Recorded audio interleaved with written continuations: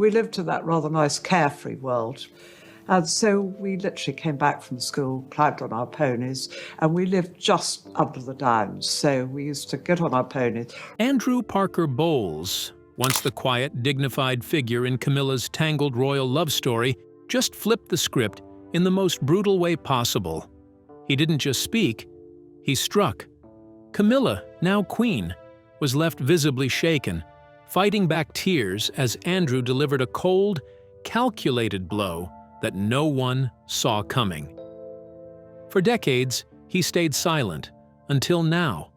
But what did he reveal that left the palace scrambling and Camilla humiliated in front of everyone?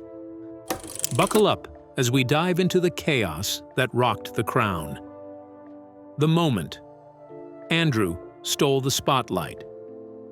It began like any other royal evening, a prestigious gala draped in silk, status, and subtle tension. Held at London's historic Guildhall, the event had all the ingredients of typical royal Polish: political heavyweights, foreign dignitaries, glimmering gowns, and Camilla Parker Bowles at the heart of it all, draped in navy and pearls, smiling with the ease of a woman long accustomed to the spotlight. What the cameras didn't catch, at least not right away, was the undercurrent pulsing beneath the surface. There, seated closer than expected at the head table, was the one man no one anticipated would make headlines that night: Andrew Parker Bowles. The man who once shared Camilla's life and now somehow shared her stage. At first glance, it felt harmless. Polite nods were exchanged, a brief clink of champagne glasses, even a half-hearted smile or two. But the tension was unmistakable to those paying attention. With each tribute paid to Camilla, her grace, her dedication, her supposed sacrifices, Andrew's silence grew heavier. The light around him dimmed, not literally, but in a way only those seated nearby could sense. His jaw set, his gaze sharpened. It was no longer about the event. Something deeper had begun to stir. Then it happened. Without any cue or ceremonial fanfare, Andrew rose. He wasn't scheduled to speak. He didn't ask for permission. He didn't need to. The room hushed itself. Cameras pivoted. His hand clutched a wine glass, his voice calm, but laced with something far more dangerous than anger: truth wrapped in restraint. He began with nostalgia. A few wistful lines about the Camilla he knew, her charm, her resolve, the kind of opening that felt safe, familiar. Even Camilla nodded slightly, likely thinking this would pass like any polite toast. But it didn't. Andrew's tone shifted, slowly at first, before plunging into something sharper. He spoke of sacrifices not made by royalty, but by those who had to endure quietly beside it. Of truths edited out of history books to preserve someone else's image, of masks worn so long, even the wearer forgot who they were before the crown. And then came the blow. What he said next didn't just rattle the room, it fractured it. Eyes widened. Gasps echoed. Camilla's expression froze, her fingers clenched tight around her napkin as if bracing for impact. It wasn't just the content of Andrew's words. It was the rawness, the timing, the unmistakable edge of betrayal. Whatever had been planned that evening collapsed in the shadow of his revelation. But to truly understand the tension that exploded that night, we need to revisit the story of a marriage that was far from what it seemed. A royal marriage built on cracks. When Camilla Shand walked down the aisle in 1973 to marry Andrew Parker Bowles, society believed it was witnessing a fairy tale come to life. He was the dashing military officer from a distinguished aristocratic family. She, the graceful young woman with charm, wit, and the quiet approval of Britain's upper class. Their wedding drew a crowd of royalty, nobility, and headlines, all painting a picture of timeless love. But behind the polished facade, the story was already complicated. Long before they exchanged vows, whispers had begun about Camilla's emotional connection to Prince Charles. The two had forged a powerful bond that couldn't easily be severed.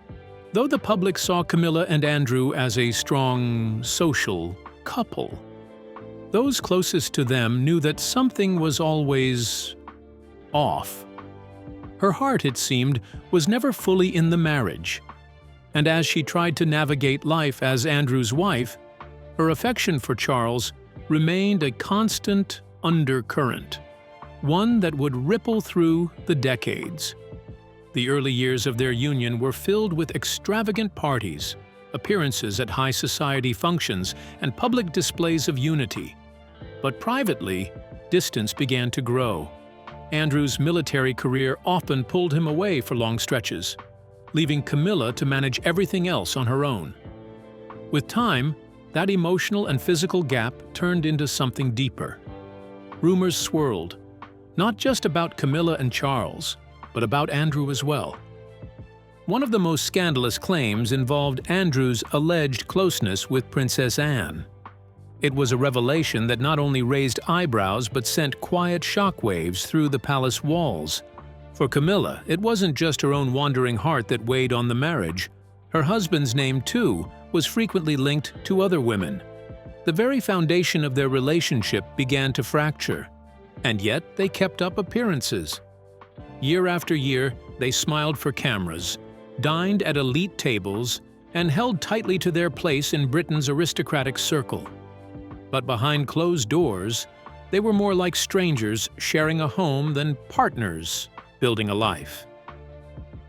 Their emotional connection faded while public expectations held them together.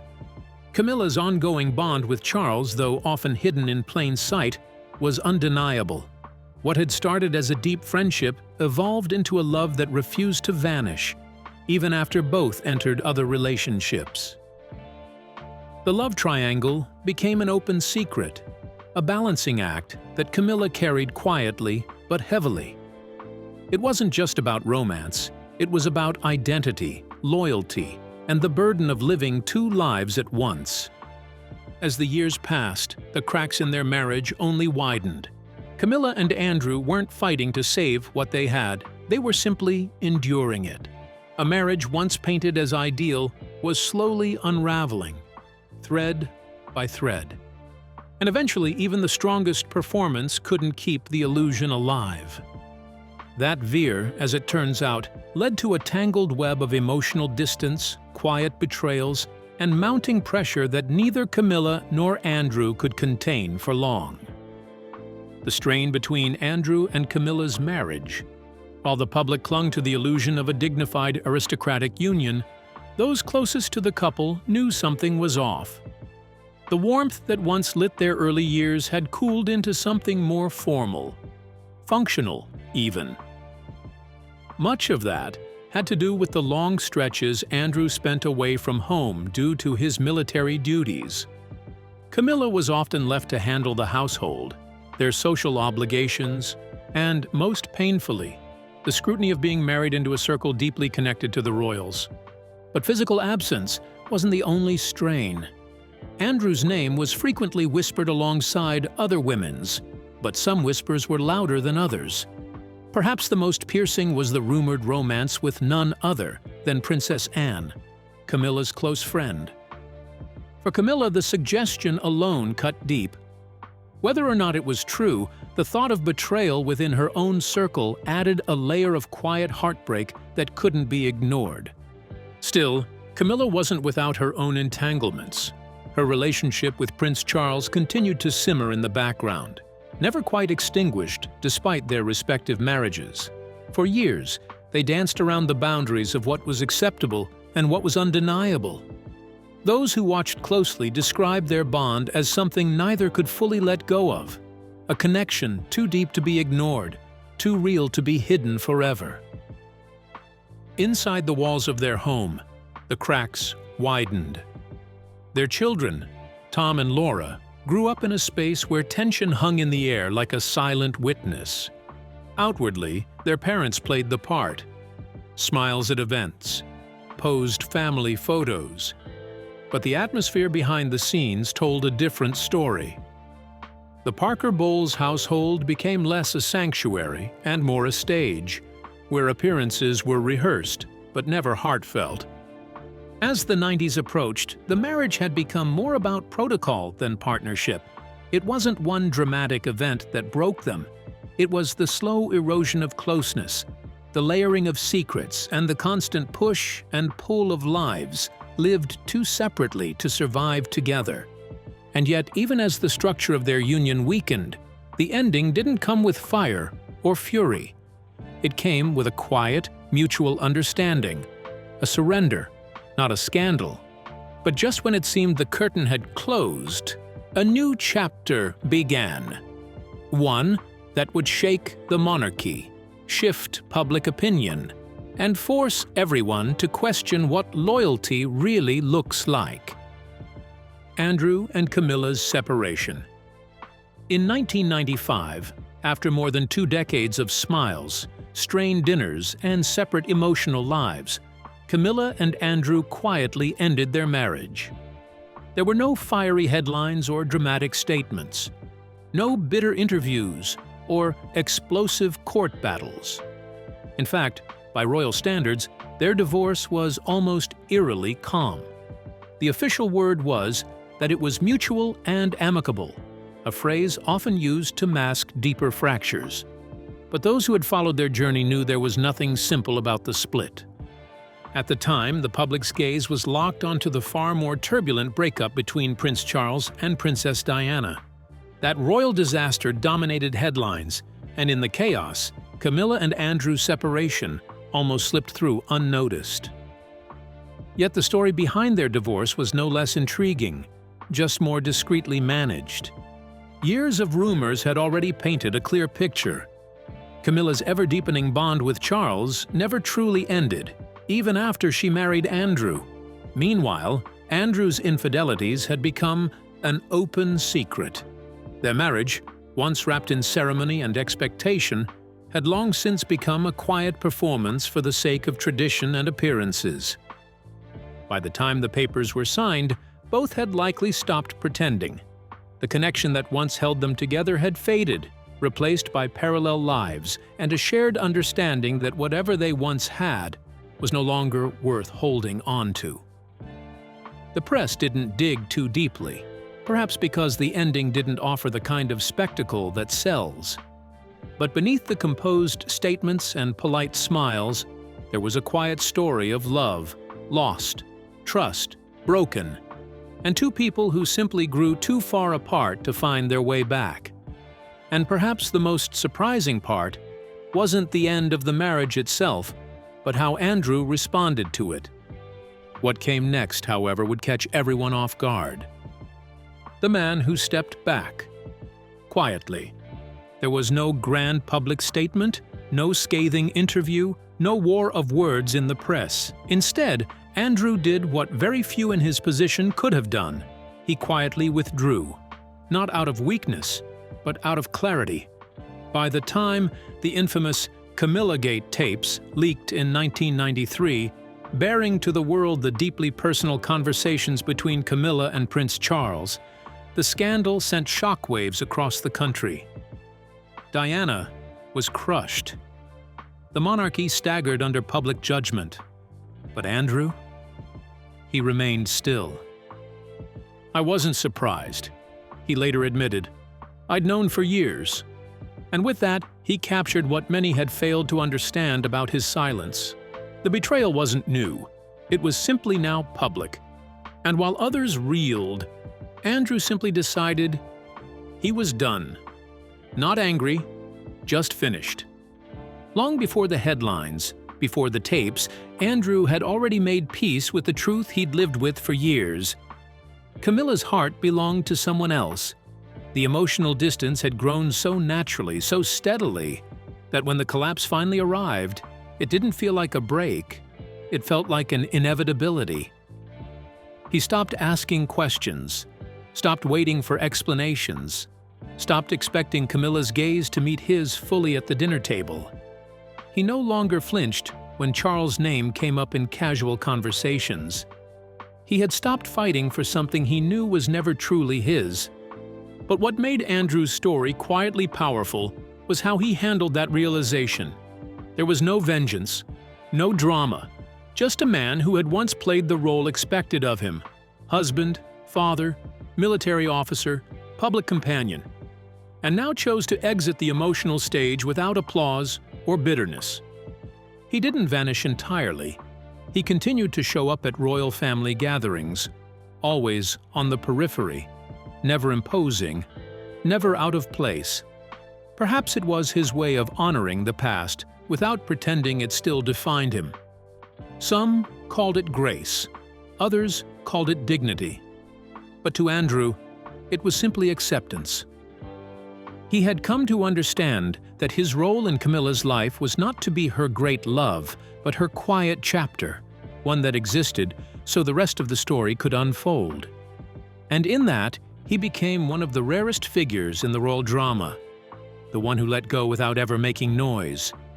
And now, with their past gently folded away, we return to that royal gathering, knowing the unspoken history beneath their composed smiles. The moment the room fell silent, the air inside the Guildhall was thick with elegance and expectation. Crystal glasses sparkled under chandelier light, the low hum of conversation mingling with the soft strains of the string quartet. It was meant to be a celebration, a polished tribute to Queen Camilla. But in the space of a single speech, the room turned ice cold. Andrew Parker Bowles, standing with a glass in hand, seemed the very image of controlled dignity. He had smiled politely through the early part of the evening, trading formal nods and brief pleasantries with those nearby. His presence alone had surprised many, seated so close to Camilla after decades of quiet distance. But no one was prepared for what came next. He stood without prompting, raising his glass as the room slowly quieted in anticipation. "We are gathered tonight to honor Her Majesty Queen Camilla," he began smoothly, his voice rich with the crisp rhythm of an old soldier. "A woman celebrated for her resilience." Camilla, seated just steps away, acknowledged the remark with a faint, tight-lipped smile, one that quickly vanished when he paused and added, "Resilience. But at what cost?" Murmurs rolled through the crowd. Forks froze mid-air. Camilla's spine stiffened, her gaze locked on Andrew as if silently willing him to stop. But he didn't. "For years," he continued, "I watched the woman I once called my wife rise, through scandal, through scrutiny, while I stayed silent, watching the truth be rewritten." He wasn't shouting. There was no rage in his voice, just cold clarity. Every word landed like a sharp edge, carefully aimed. Camilla shifted uncomfortably, her fingers tightening around the base of her wine glass. "They called me the careless husband, the one who strayed. But they forgot the silences, the stares across the dinner table, the absences explained but never believed. They forgot that betrayal wears many faces." By now, several guests sat wide-eyed, glancing between one another, unsure if they should intervene or remain frozen in their seats. "And still, I accepted it. For the sake of the children, for the sake of peace, for the sake of keeping up appearances." Camilla whispered something to the aide beside her, visibly tense. Her eyes glistened, though she kept her expression composed. "But let's not pretend I was the only one with secrets," Andrew added, his voice dipping. "Some roads to the throne are paved not just with duty, but with sacrifice. And I was one of them." Gasps rippled across the room. Cameras caught Camilla's lips parting slightly, as if to respond, but no words came. A hush swept through the hall. No music, no movement, just raw silence. Andrew's glass trembled faintly in his hand as he delivered the final line. "Tonight, we raise a toast to your journey. But let's not forget those you walked over to arrive here." He gently placed the glass back on the table. The soft clink it made sounded louder than the applause that had come before. Camilla, visibly shaken, leaned in again toward her aide, who stood quickly, discreetly guiding her from the table. She pressed a hand to her cheek, shielding her face from the cameras as she exited the hall. As the grand doors closed behind her, no one knew where to look.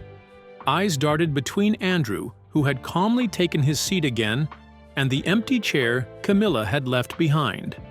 It was supposed to be a night of honor. Instead, it became a moment no one would forget.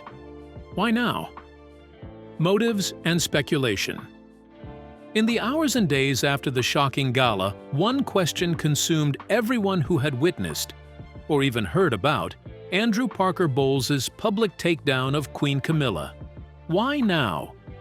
For decades, Andrew had carried himself with stoic dignity, never once publicly criticizing Camilla or the royal family. To many, he was the embodiment of discretion, quietly attending royal events when invited, smiling politely for cameras, even congratulating Camilla when she finally married Charles and ascended to the throne. But something clearly snapped that night. According to palace insiders, the seeds of that outburst may have been planted just weeks earlier. Sources close to Andrew revealed that he felt deliberately snubbed at another royal function, one celebrating King Charles' birthday, where he was reportedly seated at a distant corner table while Camilla basked in the spotlight. He felt invisible, a friend claimed. He felt she had erased him from the narrative of her life, and that night, it boiled over. Others argue it wasn't just about one evening. This was decades of humiliation finally erupting in one devastating speech.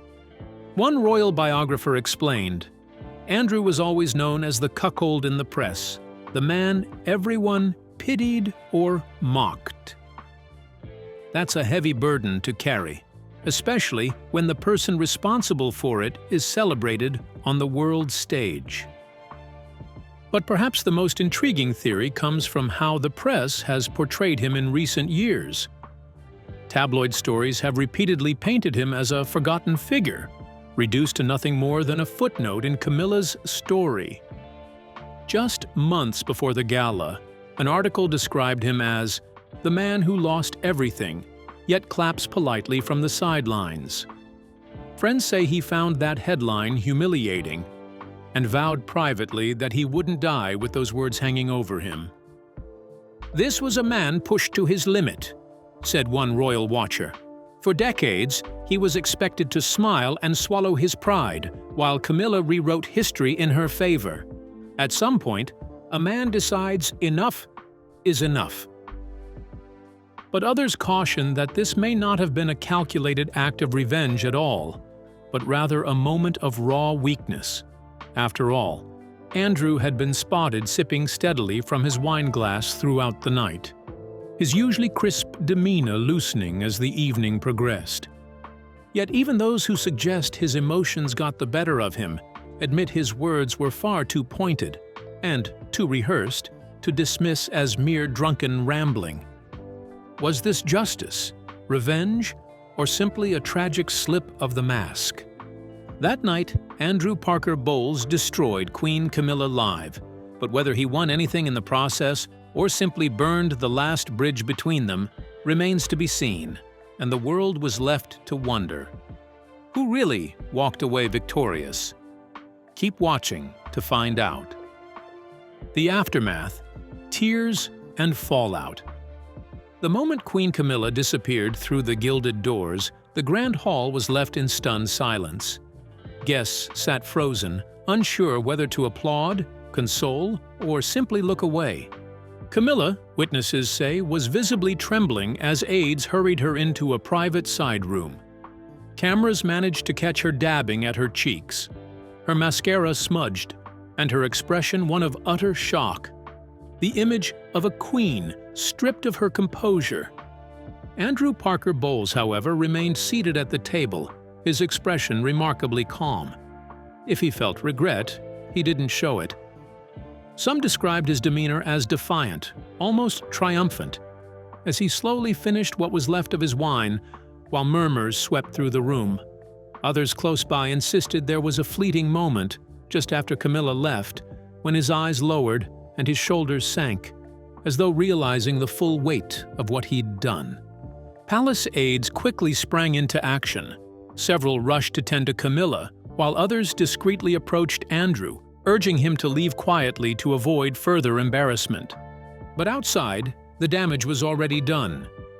Within minutes, clips of Camilla's tearful exit and Andrew's scathing remarks began circulating on social media. Headlines exploded across tabloids and major networks alike. Andrew Parker Bowles shatters Queen Camilla live. Royal gala turns into scene of heartbreak. And a queen in tears as past returns to haunt her.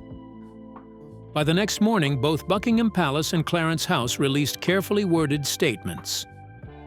Buckingham Palace called the incident a regrettable personal matter, while Clarence House emphasized that Queen Camilla would continue her duties with grace and dignity.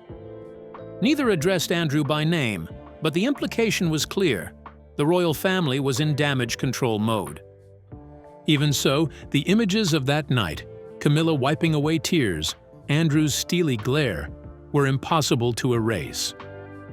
The evening that was meant to celebrate Queen Camilla's reign instead left a permanent mark on her legacy and proved, beyond any doubt, that old wounds still have the power to destroy, live, and for all the world to see. So, was Andrew's outburst justice, revenge, or heartbreak? Tell us what you think in the comments. Don't forget to like, subscribe, and stay tuned for more royal drama that shocks the world.